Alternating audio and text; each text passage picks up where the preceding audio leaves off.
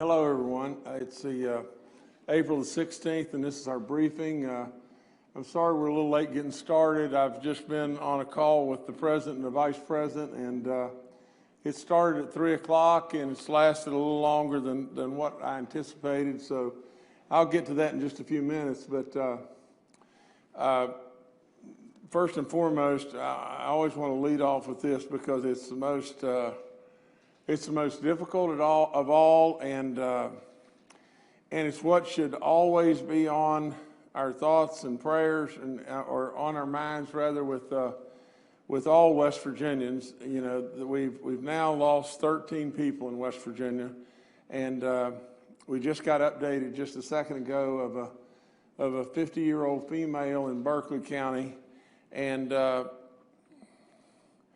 you know, like I said so many times, all these people, these are not just statistics. These people have names, and they have families, and a lot of loved ones and friends and everything. So please, let's just don't get wrapped up in a number. And you know, we just hate it, and let's all just keep them in our thoughts and our prayers. You know, prayer is a powerful, powerful tool that we have and that we've been given, and I think, you know, that we all need to just join in all the time in thinking and keeping these people in our prayers. So with that, again, it's just amazing. There's lots of stuff that we seem to keep cropping up that we've got to cover. You know, one of the, always, if you're a business guy or a coach, or, you know, or just a person that is just willing to step up and take a leadership role, there's always times that are the difficult times. Now, let me just make this as clear as I can possibly make this. And it may very well be that some people are going to be displeased or unhappy with my approach to this, but everyone knows that we have multiple nursing homes across our state.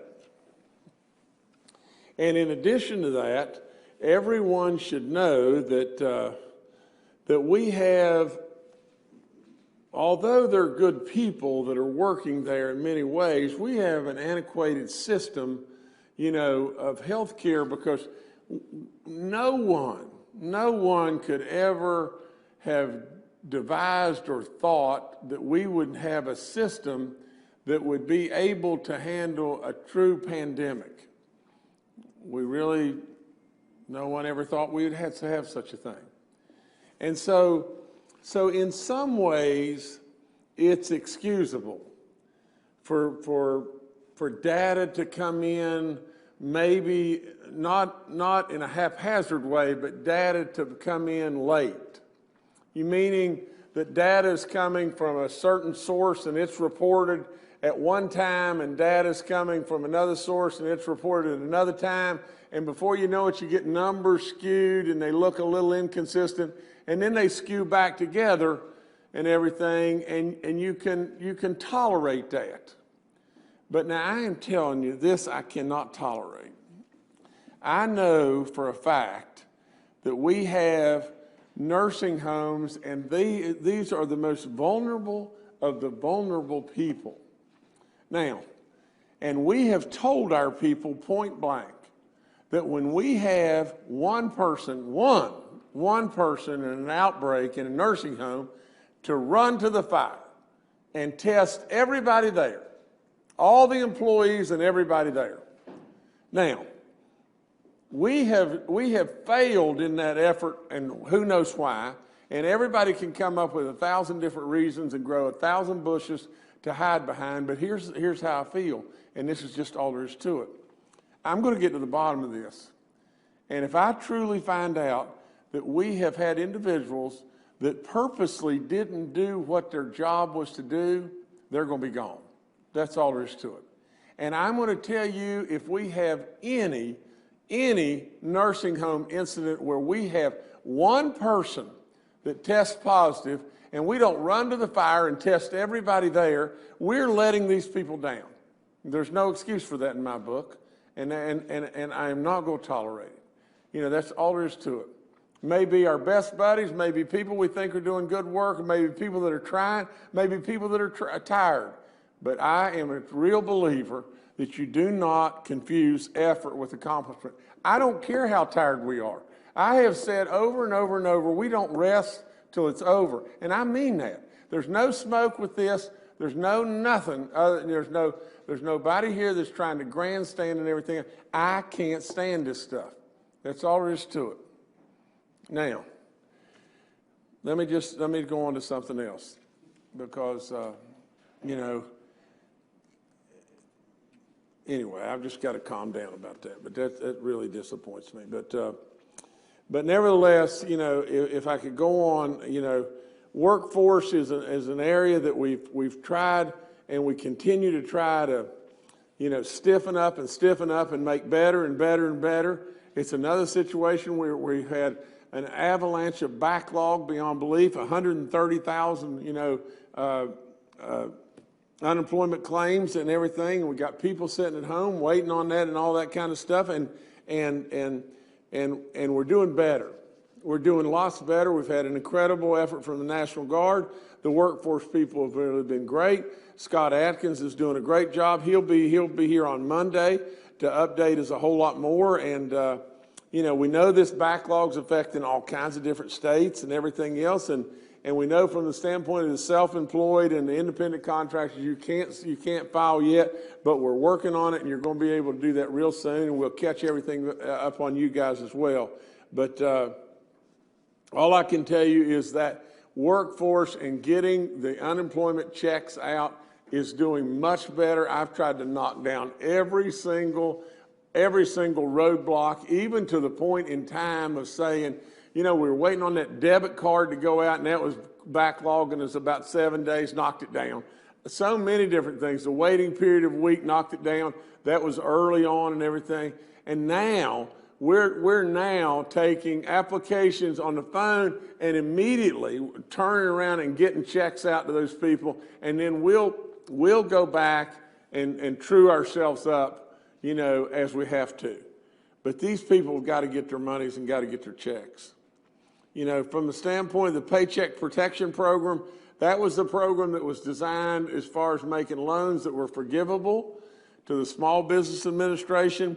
There was a flood of small businesses that came in. The monies that they allocated, I think in the beginning, were $350 million, which was gone. And now they've still got a backlog of businesses and everything that are applying for those loans, and the Senate has introduced a $250 million, addition, or $250 billion addition to that. And the House, like I said before, I have no clue why in the world, how on earth somebody could come out and say, we're not going to come back until May the 4th. Speaker Pelosi, I don't want to do anything here that is political. We don't have time to be political. But for God's sakes of living, we do not need to have our people waiting and hurting and have someone say, we're not going to come back in until May the 4th. It's ridiculous. From the standpoint of our hospital health and everything, our community hospitals naturally have done an incredible job. They've had to cancel their elective procedures, and that's hurt them financially and hurt them really bad. But there was no other place to turn. We didn't have the equipment and the supplies and everything else, and we surely couldn't be using them on elective procedures and everything. In order to provide them some assistance, I have directed DHHR, and DHHR is sending out $69 million in direct payment program checks to these hospitals in West Virginia, and maybe that'll bridge us and help us for a little bit and everything, because I know a bunch of them are really struggling. Now, let me see. I've got one other announcement, and I continue to remind you in regard to the census, be counted, absolutely be counted. Now look, if you believe that I'm batting for you just as hard as I can bat, and truly, I'm surely doing that. then help me and get counted, because we need absolutely you to be counted in order to be able to get real Fed dollars in here. And so help me in that if you would. I'm going to read you something that, because I've got an announcement to make here, that will really, it really pleased me, and I want to read to you. I normally don't read, but I want to read this to you. But all of us know that this pandemic has been incredibly damaging to all of us in many ways, but West Virginians have found a way to respond and rebuild with success, and we're making some really tough decisions. But with the help of our experts, I know that we will get through this in a responsible, and we will make the responsible decisions correctly. We've closed schools, we've closed restaurants and bars, non-essential businesses, and we've ordered our people to even stay home. I worked really closely with the experts from time to time, and we've made responsible decisions for the safety of West Virginians. The success of these measures we've taken is due to one thing, and that is the great people of West Virginia, and I've told you that repeatedly. We're doing well on lots and lots of things, and we've got the discipline to move forward, and I'm going to quit reading because I can't do that. I just can't do that. I've just got to speak to you from my heart and just tell you this. Along the way, we've done lots and lots of stuff, and you know that. And along the way, we've had our experts, and I've listened to them every single day. Now, from the medical community and the health of our people, the medical experts are going to win the day with me all the time. I can tell you from an economic standpoint, a lot of you out there have wondered, well, what's going to happen to West Virginia? I had our financial people come to me probably 10 to 14 days ago. Here's what they told me. They told me, Governor, we've got to act and we've got to do something really right now. Here's the deal, Governor.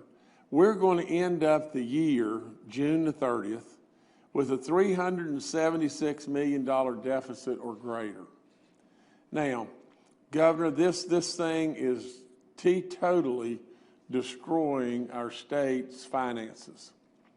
So, Governor, we've got $150 million that we put into the Medicaid Reserve Fund. And then we've got other dollars over here, this and that, some tax dollars that we set aside. And we can take all of that and we can get ourselves down to a number where we're still $100 or $150 million upside down. And at that point in time, Governor, we're going to need to go to the legislature. And what we're going to need to do is we're going to have to, in some way, bridge back in and invade rainy day. In order to get us through this, that's what we're going to have to do. Now, in addition to that, Governor, what we need to do, and we need to do now, is we need to lay off our people. And we need to lay off lots and lots and lots of our people. And in addition to that, we need to cut social services. Now here's the guy that you elected. You elected a business guy. You elected a guy that could sit here and try to guide you through this terrible pandemic, but you elected a guy that was a business guy. Well, I know a lot about what's going on and from the federal government standpoint, and I don't know that I absolutely have the answers, but in you electing a business guy, I said to my financial people, I said, I hear you. I really respect the work that you've done because they had done great work. But I said, but let me tell you what's going to happen. None of what you say we need to do, in my opinion, is going to happen today.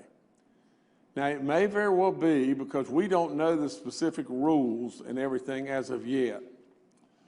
But I want you to know this because I am a real believer in, one of the older movies said, show me the money. Well, all of a sudden, just out of nowhere, the federal government has called us and said, set up a bank account just for monies that would come from us. And so we did that.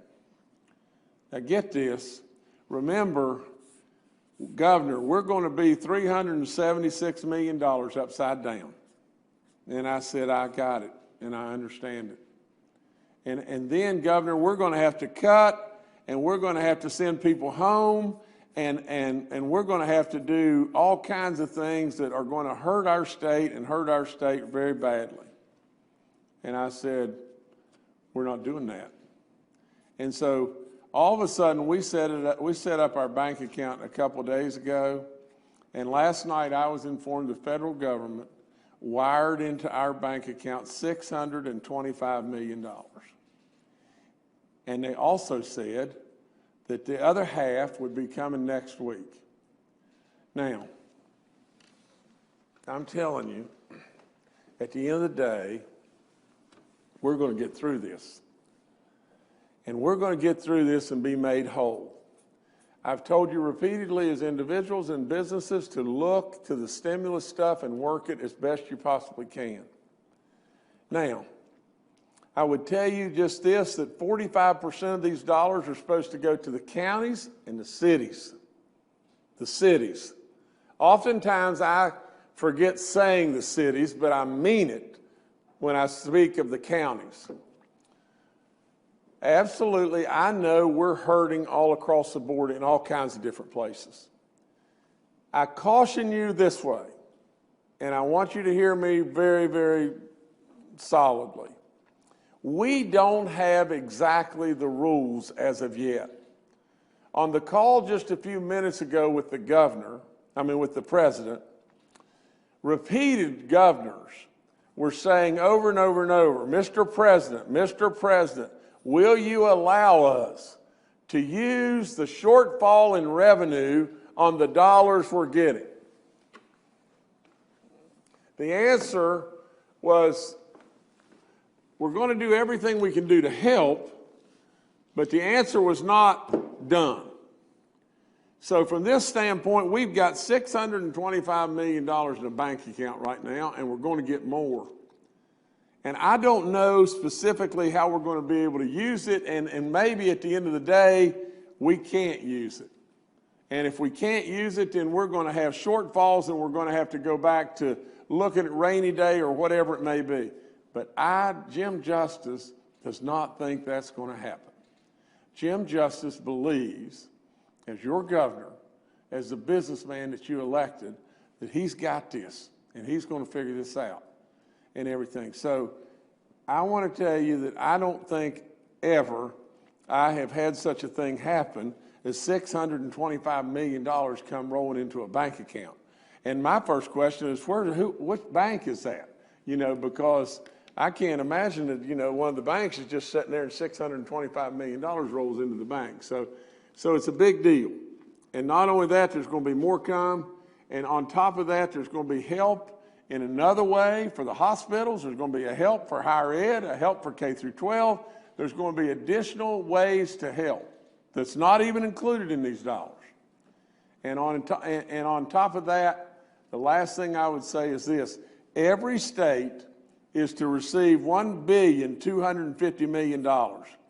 That's half of our money right there. And the rest of it is coming next week. Now, if we receive $1.25 billion, every state that receives that, that's 50 states that are receiving that, and that totals $62.5 billion. I mean, 62, I think that's right.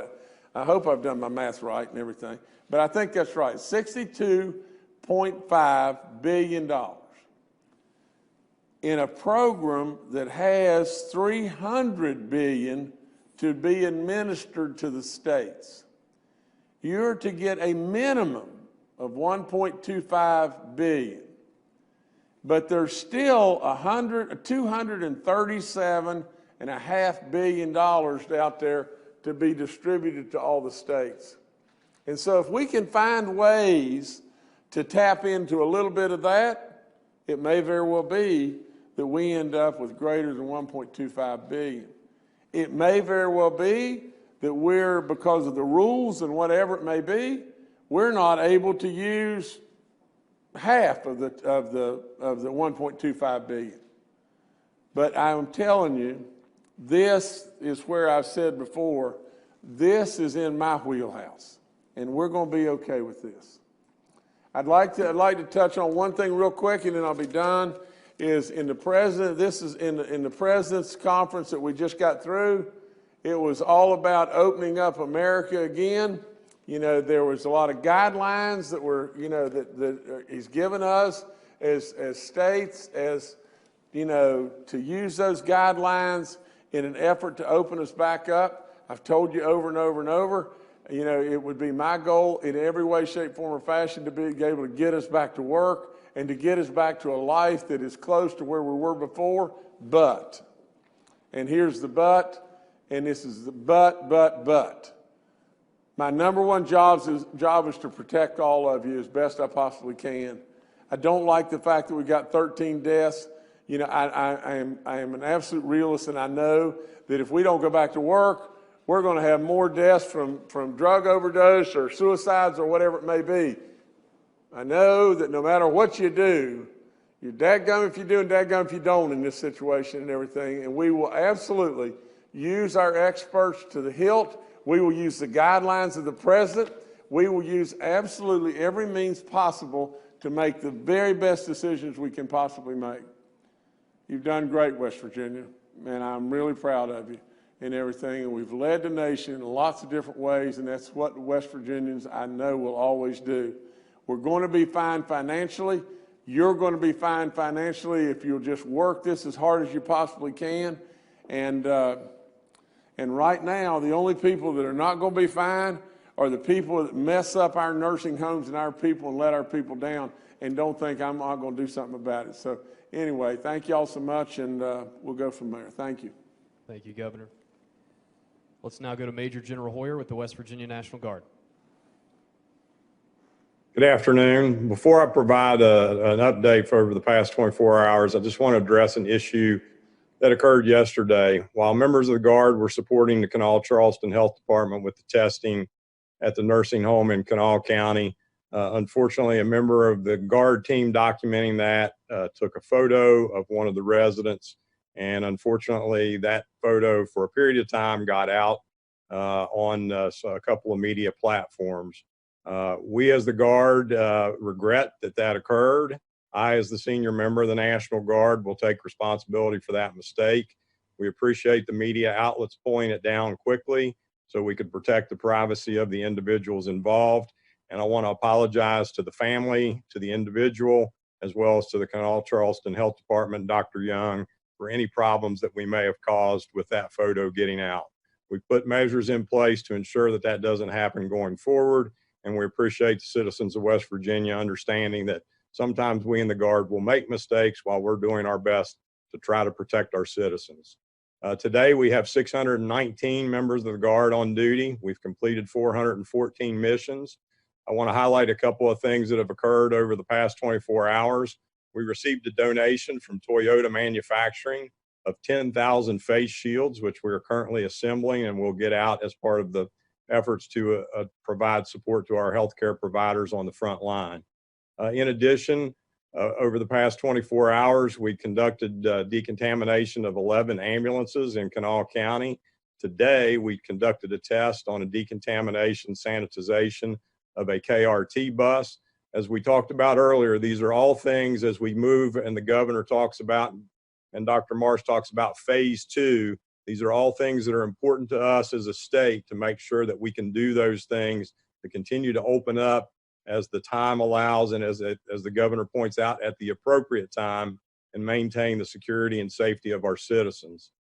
In addition, as the governor mentioned, we're making strong progress at Workforce West Virginia, working with our partners there. Additional call numbers will roll over to the Amazon Connect over the next 24 to 48 hours. In addition, next week, a case management software will be implemented. Again, as the governor points out, with great work from the workforce staff, other state agencies, and the National Guard supporting those efforts. Yesterday, we conducted support to 53 retail operations, again, with helping with sanitization and those things we need going forward to be prepared to protect our frontline workers, as well as be prepared for what we encounter in the next phase going forward. In addition to that, a telehealth test was done with CAMC in Pocahontas County to again improve the bandwidth to provide telehealth across the state of West Virginia and in underserved areas. We continue to work with the epidemiology staff at the State Public Health Office, and yesterday they conducted in support 140 contacts with individuals on the contact tracing, which Dr. Marsh, Dr. Slimp continue to reinforce is so important for us going forward. The last thing I would leave you with is we still continue to do our military mission.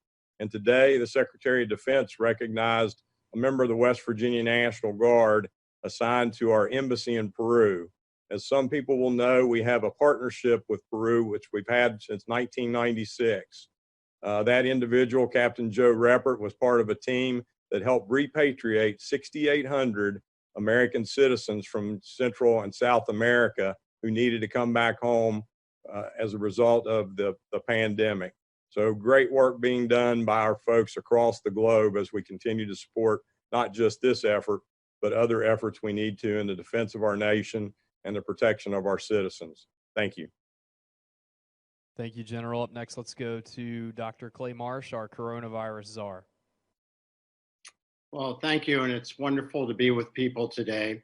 I am happy that General Hoyer followed the governor because that was quite a bit of news, and that's extraordinarily good for the state of West Virginia. As the governor has said, we are focused on helping move forward with the phase 2 efforts of trying to reopen the state in a safe and responsible way. Certainly, as we look at our numbers, and people have asked which numbers are we following, and we're following the number of positive cases that are coming back each day as a percent of the total cases that are done. We had a blip with the nursing home that we found, and as the governor expressed, that we look at as sort of a single large case.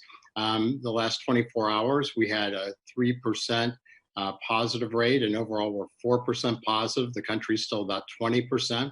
Our case fatality rate, the number of people that have died of COVID here, is substantially less than national. Any person dying is too many, but it's about 1.66% versus nationally about 4%. So we continue to do really well. You know, I talked yesterday a bit about the Eastern Panhandle and the Northern Panhandle, and certainly we know that there's many fewer cases in the Northern Panhandle, but there are areas of other states that border the Northern Panhandle that have more activity, but it looks like today some of that activity is starting to dissipate, which is really good for us as we focus on phase 2. I want to comment just briefly on what the governor talked about around our long-term care facilities. Certainly, we understand that this is a particularly vulnerable place for people in this pandemic. And certainly, if we look around the country and around the world, we see that people who are in long-term care facilities are not only susceptible to infection with the virus, but they tend to have worse outcomes. And if you look across Europe, about half the deaths in Europe were related to people in long-term care facilities. And although we are committed to make sure that we are very consistent and test people in these facilities, because we know now from recent data that came in the last 24 hours in the journal Nature Medicine, that about half the people who infect other people infect before they are symptomatic. They are about 2.3 days to 0.7 days before they become symptomatic. So we know it's very difficult to define who might be symptomatic and who may not, which is the reason why broad testing is so important. And that's very important in our long-term care facilities, but it's also very important in our state.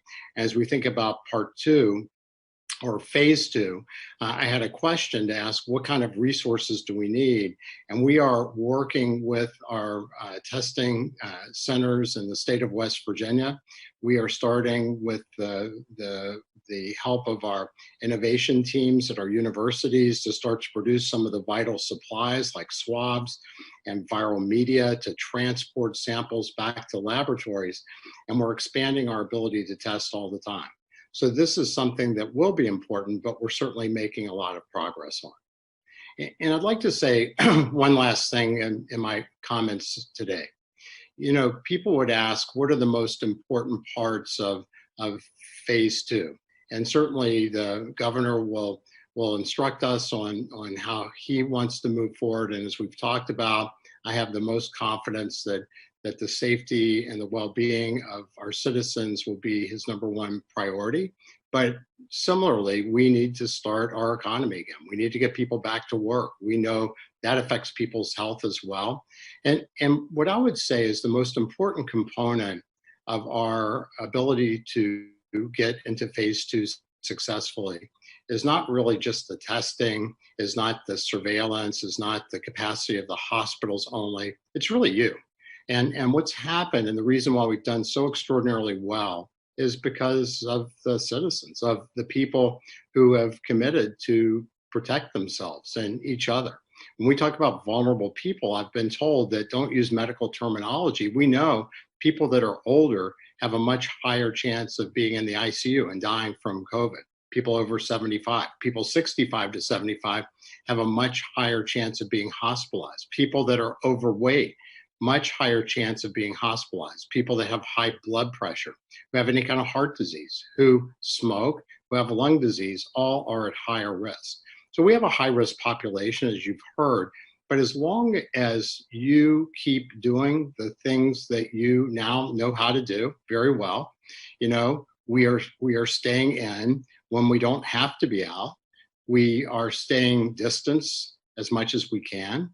We are trying to, you know, take care of our hands because we know that the virus can live on things that we touch, and washing our hands well and not putting our hands next to our face. Those are the things and the reasons why we haven't seen the kind of surge in West Virginia that many places have. That's why our mortality rate is low. That is why our case conversion rate is low. And so I would just say to people in the state who are watching, thank you, well done. And this will continue through phase two and whatever other phase we need. And by staying together and staying connected and all of us being smart and focused at supporting ourselves, each other, and our communities, we'll be just fine. So thank you. All right, thank you, Dr. Marsh. Next, let's go to Secretary Bill Crouch with the West Virginia DHHR. Good afternoon, everyone. Couple of things quickly. I want to announce that DHHR's Bureau of Public Health this morning filed an emergency rule to implement uniform social distancing guidelines to all retailers in the state of West Virginia. The standard regulations for social distancing in retail space is to make sure that they are consistent rather than have individual guidelines from county to county. This aligns with our initiative to slow the spread of COVID-19 in communities. Maintaining that 6-foot social distancing everywhere, including in grocery stores and retail stores, is important. We want to make sure that happens. The only other thing I want to mention again is during this pandemic, many people experience stress and anxiety. And the National Helpline is free, it's confidential, it's available 24/7. Treatment and referral sources are available on that line. Those seeking mental health and substance use services can call the number, which I think we may put up here, 1-800-662-HELP or 4357. You do not have to deal with emotional stress on your own. Mental health centers are open and are providing services in your community. Many of those services are available by telehealth or telephone. So visit DHHR's COVID-19 website or call 1-844 help for WV to locate a mental health center in your area. So stay safe and take care of your families. Thank you. All right, thank you. Once again, we're holding today's briefing with media members joining us virtually to practice good social distancing. Our first questioner we have today is Taylor Stuck with the Herald-Dispatch. Hi, it's Taylor with the Herald-Dispatch. So following up on the nursing homes and testing broadly at nursing homes, was it a state policy from the DHHR to have people ask for testing? Do nursing homes have to approach DHHR if they want that testing? And how will that change now? And just will there be more nursing homes that are getting help from the state? Ohio, actually, they have posted all of the nursing homes that have positive cases. So I was wondering too if the governor was going to do something along those lines. Okay, I appreciate the question and everything. Clay, I think you've got the answer, better than anybody. Is that correct?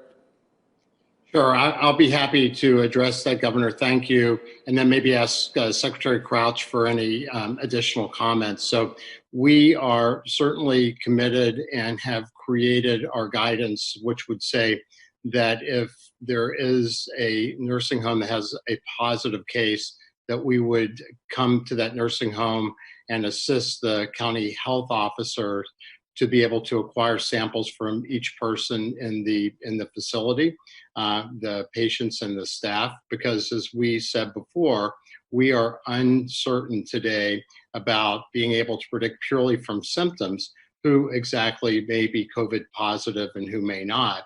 And as we know that the nursing home long-term care facility population is very vulnerable. Now, as I said, that in Europe, about half the people who have died from COVID are in that population. But because of the great work of folks here and getting on these cases quickly and doing really good infection control, our mortality rate in the long-term care facilities now is about 7.6%, which is really quite good. And certainly that doesn't mean we're complacent at all. When it comes to listing the COVID positive patients on a website, as Ohio's done, I will ask Secretary Crouch to make any comments and to clarify anything that I've said. Thank you. Yes, let me say that I agree with Clay, and we all agree that that's our most vulnerable population. We spent an hour on a call this morning with 400 people, 400 individuals from the long-term care community, and we heard from all of them in terms of how we go forward in the state. We started out with our state lab being the only entity to test individuals in West Virginia, to test our citizens. That has expanded as our hospitals have come online with testing and as commercial labs have come on. We've still had problems with commercial labs, taking a long time to get a response back. So it's been difficult to move forward in this area the way we want. And what we want is to test more people. And we are to the point now where we are going to test more people. We are going to make sure that our long-term care population out there is tested when there's a positive in the facility. We've moved that policy forward each day this week, and we are to the point now where we really, really want to make sure that we protect our folks and protect our employees. Without the employees in these facilities who take care of our vulnerable population, we're really at a loss in terms of their care. So we want to take care of both, and we will do that. All right, thank you, Taylor. Up next, let's go to Amanda Barron with WSAZ. Hi, everyone. Amanda Barron with WSAZ. I wanted to go back to the governor's comments. Nursing homes were among the first places to be locked down, essentially, to the public. So my question is, did something specific happen at a nursing home today where they weren't following the rules? Also, when you talk about community spread, wouldn't one of those COVID cases have had to have come in from the public and then also create potential for community spread? I know yesterday, Dr. Marsh, we talked about how nursing homes were not that those numbers aren't as significant when it comes to the overall numbers for transmission.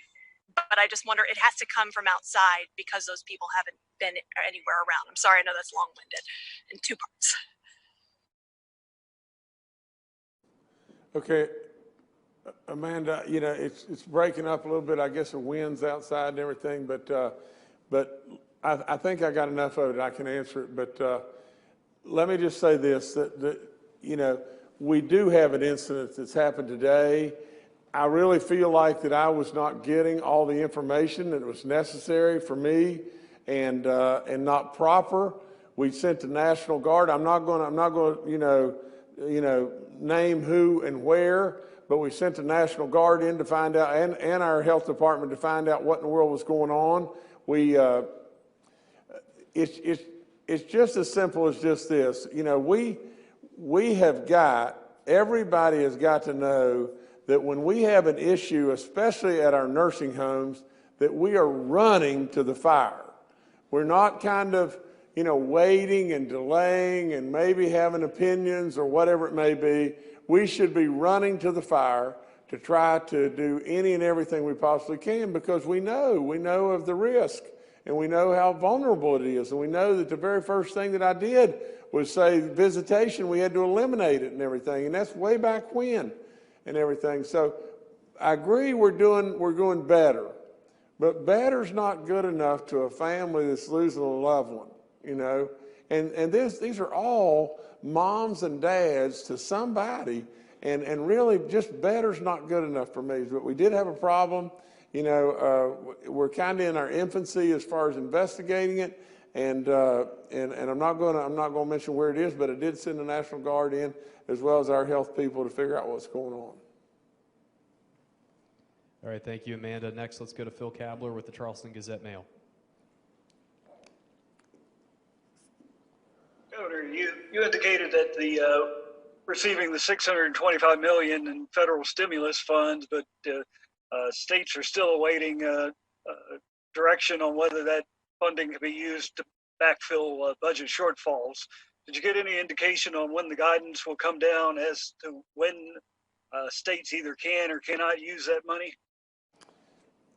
Phil, I can give you the best guidance that I have, and here's the thing. You know, on the call, as I said with the president, you know, just a few minutes ago, there was repeated governors that were saying, you know, it led off with the governor in Maryland and everything, and he's the head of the whole governor show and all that, and he said right off the get-go, he said in his state they were going to have like a 3.2 or something like that $1 billion shortfall. And he said, we got to do something about this from the revenue side. And he asked about it. The guy from Utah, the governor from Utah, I think, asked about it. Maybe the governor from Louisiana asked about it. I sure asked about it, you know, and put it back on his plate and everything when it came, you know, for me to speak. And so with that being said, I think the rules are supposed to come out next week. But the one thing that I always believe is just this, is, you know, when it was announced, and it was announced early that each state would receive $1.25 billion, it's like, you know, it's like something that's a dream that never seems to ever really become reality. But when they actually send the money to our state's bank account, it gets really serious real quick. And so I believe that there's going to be a way to work through this problem that we have of this tremendous shortfall in the state, as I believe that there's ways for individuals and businesses to work through as well. But literally, when somebody sends to your bank account this kind of dollars, I can't imagine that the federal government is going to call back up and say, no, we don't want you to spend that in your state. We want you to send that back to us. You know, so with all that being said, that's about, I mean, all I could give you is gut and not real live rules yet, because the rules don't come out until next week. But it was a tremendous first step, and surely good news to me last night. All right, thanks, Phil. Up next, let's go to Kenny Bass with WCHS. Hi, this is Kenny Bass with Channel 8 and Fox 11's Eyewitness News in Charleston. I have a question for the governor and possibly for Dr. Marsh, and maybe General Hoyer could also chime in, and maybe even Dr. Slimp and Secretary Crouch. It's kind of an all-encompassing question for the administration.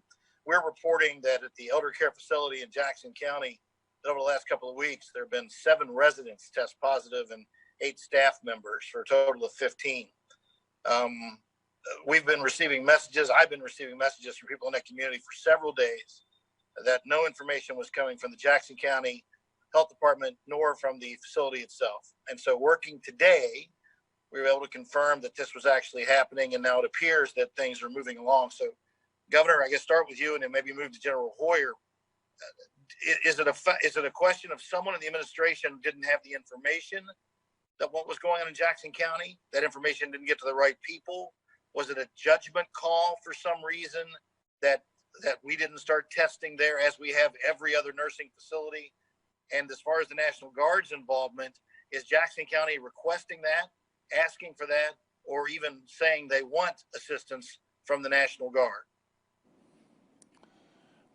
Well, Kenny, from my standpoint, you know, there's a lot of variations in your question, but from my standpoint, you know, I don't know any way to speak other than the way I speak. And, you know, everybody says, you know, maybe it's folksy or whatever, but it's pretty direct.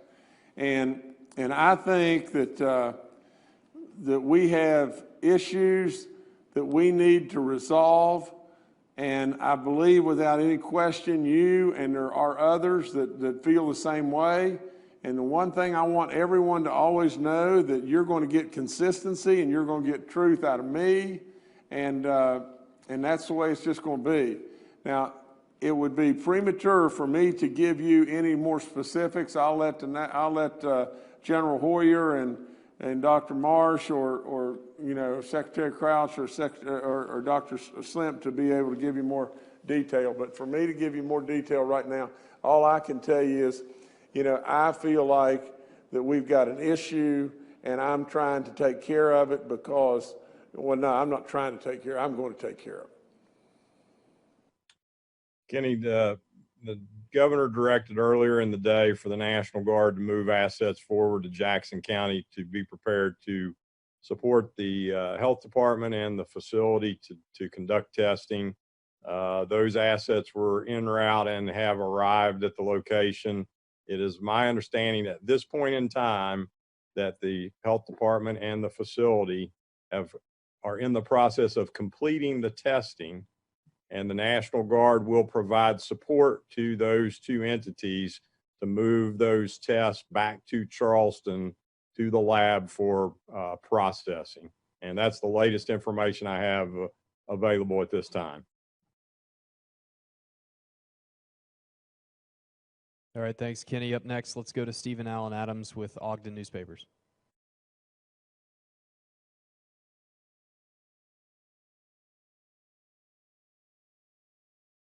Looks like Stephen might have dropped. Let's go to Haley Kosick with WOWK.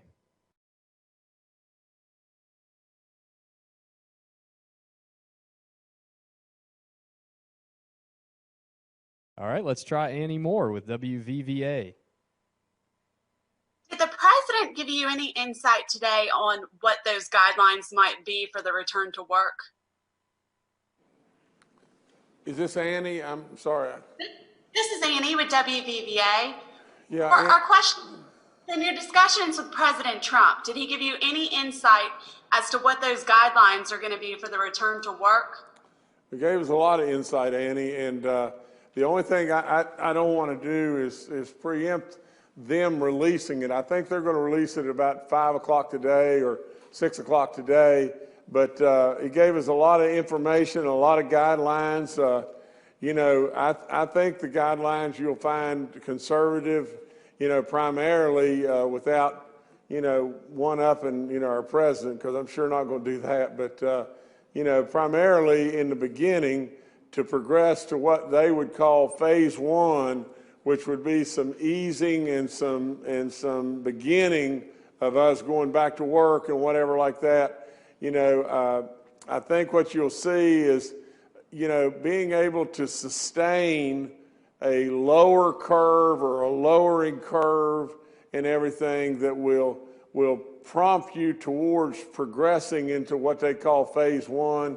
And then from that, you can move as you move gradually, you move into a phase 2 area and then a phase 3 area. But there's a lot of information. Like I said, I've got the book right here, and there's pages after page after page, on it. It's very, very clear.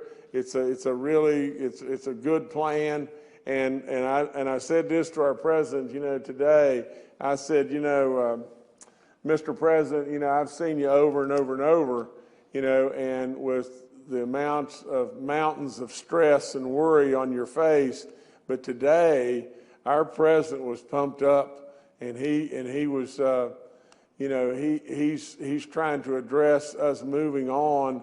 We've lost an awful lot of people, and well north of 30,000, and that's terrible. But at the same time, if you just think about this, and I go back to this, on day one, all the scrambling around that you saw happening, it had to be big.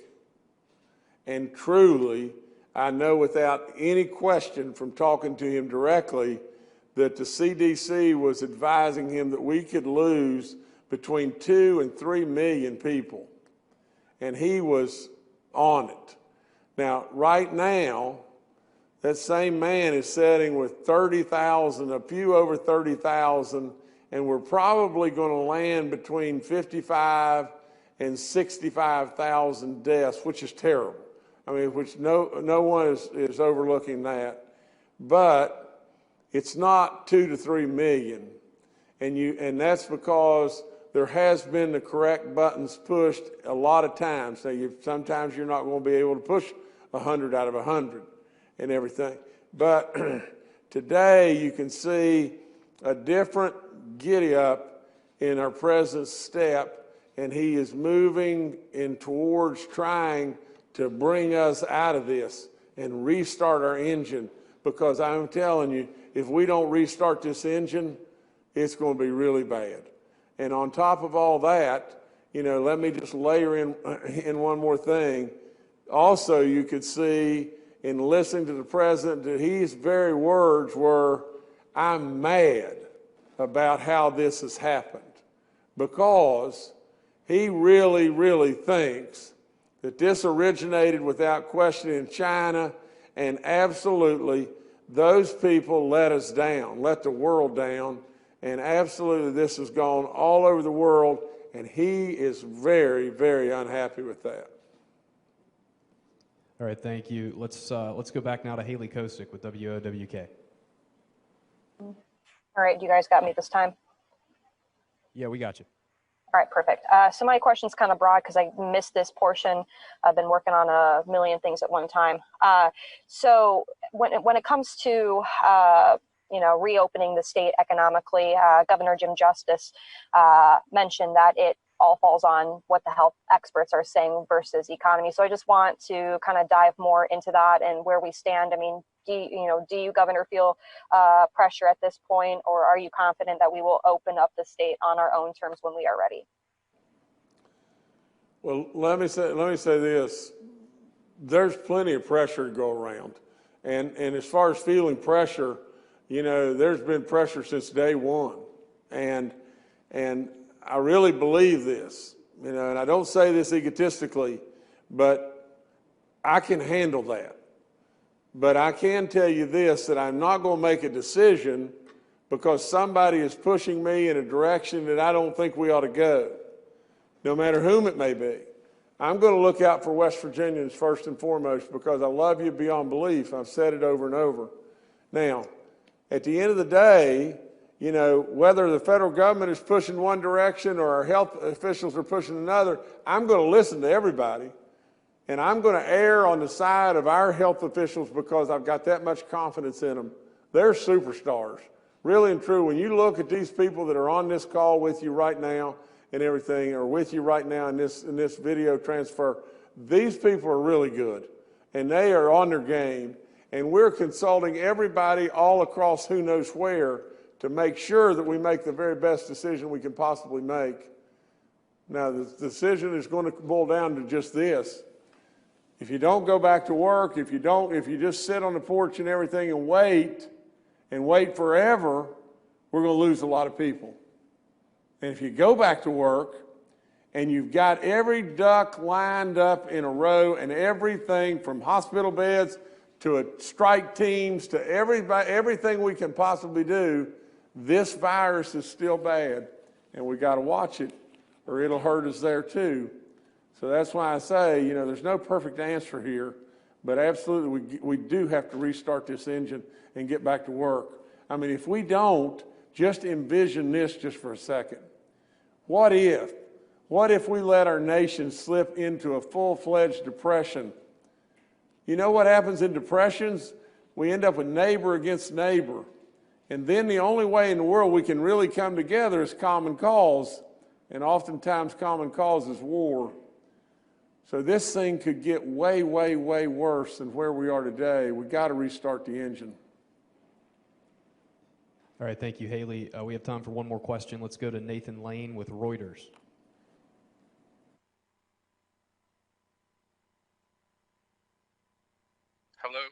Hello. This is Nathan Lane with Reuters. Question for the governor.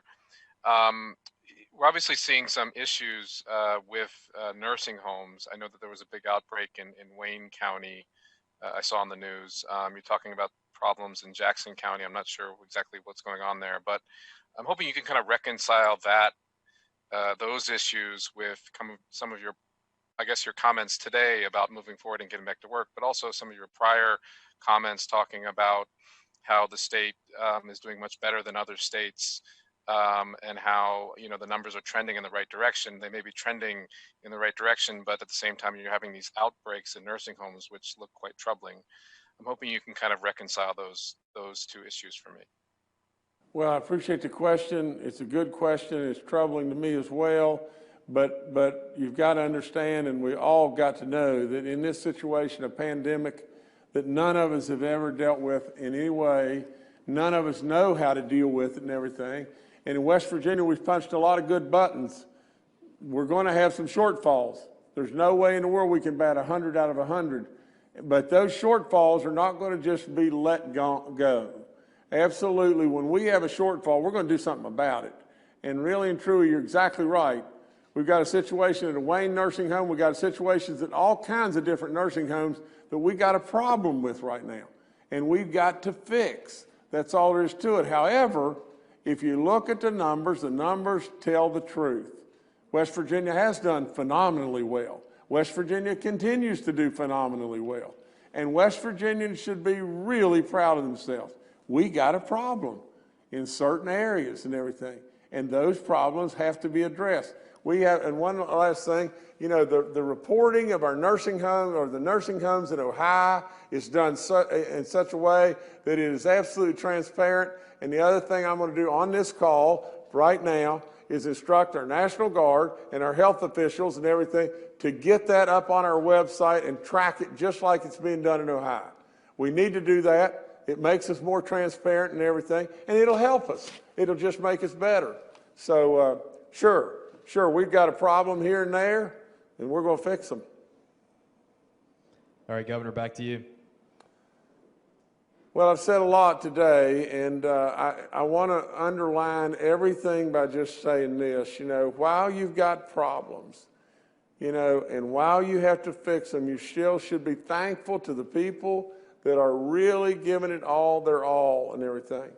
Sometimes we make bad decisions, and if someone's making a bad decision and it's a purposeful bad decision, that's one thing that I won't tolerate at all. If somebody else just makes a mistake and a bad decision, we try to help them and all come together and try to make it right. We just don't berate people and everything, that just because they make a bad decision, we all make bad decisions and everything. I am upset because if someone has purposefully hidden something or made a bad decision, that's not acceptable.